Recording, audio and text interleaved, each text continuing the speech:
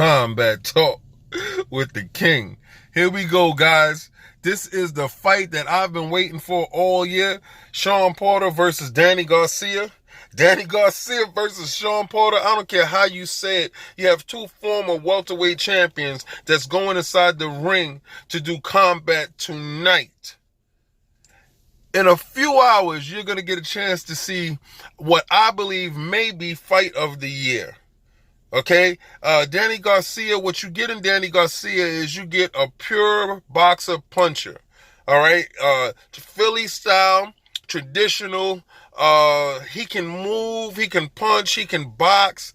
His background is littered with former champions and current champions. Shawn Porter is unorthodox.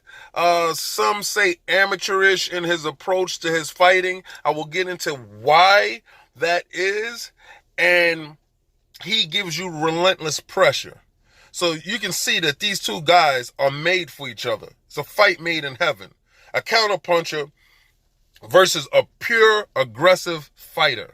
So that's bound to make fireworks, sparks all over the place. Okay, I think from round one, being that Shawn Porter is so tenacious that it's going to start off from round one. But let's get into a little bit of the background of both fighters. All right, so Danny Garcia lost his belt to Keith Thurman.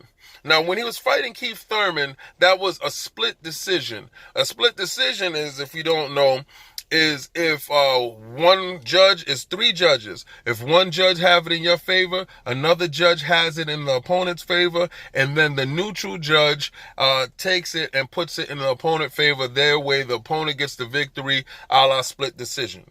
Shawn Porter lost to Keith Thurman, majority decision. That means all three judges saw it in favor of Keith Thurman. Okay?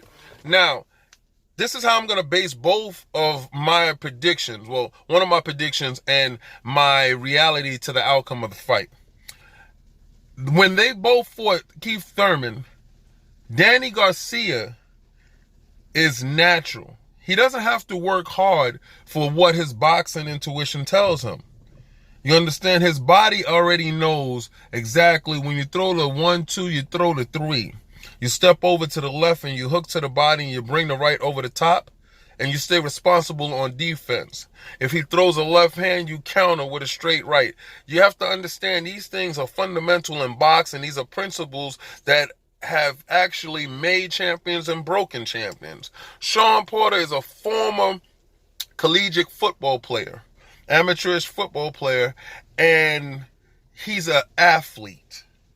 You understand, that has converted into boxing, and he has done a great job in becoming a champion. Neither one of their trainers, which is both of their fathers, each one father is training them, all right, has ever been a champion. Shawn Porter's father participated, was a contender in kickboxing.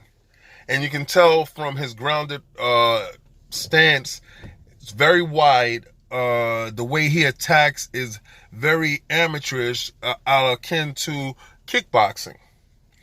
Now, when these two combatants get into the ring, they both have something that is a flaw.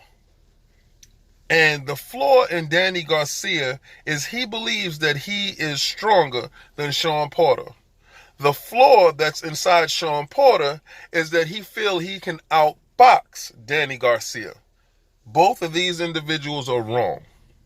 And the quicker the one individual or either or both individuals find out that they're wrong to change their game plan to go with a different strategy, the better off they would be. In Danny Garcia's in his case, he will find out very early that Shawn Porter is the stronger individual. He does not punch harder than Danny Garcia because Danny Garcia is a sharp counterpuncher that can take you out of there with either hand. Ask Brandon Rios. Straight right hand over the top, put Brandon Rios to sleep. Brandon Rios has never been knocked out to the head ever. Okay? Danny put him out. All right. Now, Shawn Porter, he's going to realize that as the fight goes on, Danny is going to become sharper. His boxing skills is going to start to tell. He's going to start hitting them with combinations. Once Danny establishes the jab, that's when the fight turns left. So Sean will have to have a different strategy in order to gain victory. Now, what I see happening in this fight, both fighters made weight, the 147 mark for this WBC belt. All right? So what I see happening here is, being that Sean Porter, being that he's an athlete, and his style is an aggressive style, it always seems that he has to work 2 to 3 times harder than a normal boxer.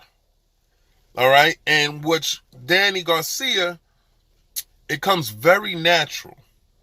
I see this fight going the distance. I see Danny Garcia winning a majority decision. I see Sean Porter being very marked up, very lumped up, might get a knockdown in this fight. But I don't see, because of the pedigree of the two individuals, I don't see a knockout. I don't see a stoppage. If there is a knockout and if there is a stoppage, Danny Garcia has knocked out Sean Porter.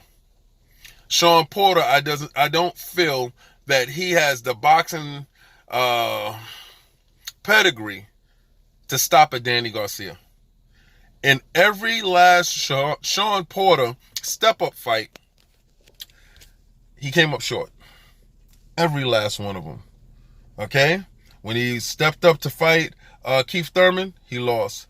When he stepped up to fight the kid from England, he lost. You got to understand, in this sport, when those step-up fights come, you got to pass them with flying colors. And that's your pedigree. All right? So, yes, he's great. He's a great athlete. But in this fight, he loses. I picked Danny Garcia, 12-round decision. It's Combat Talk with the King. I'll catch you guys later for the results show.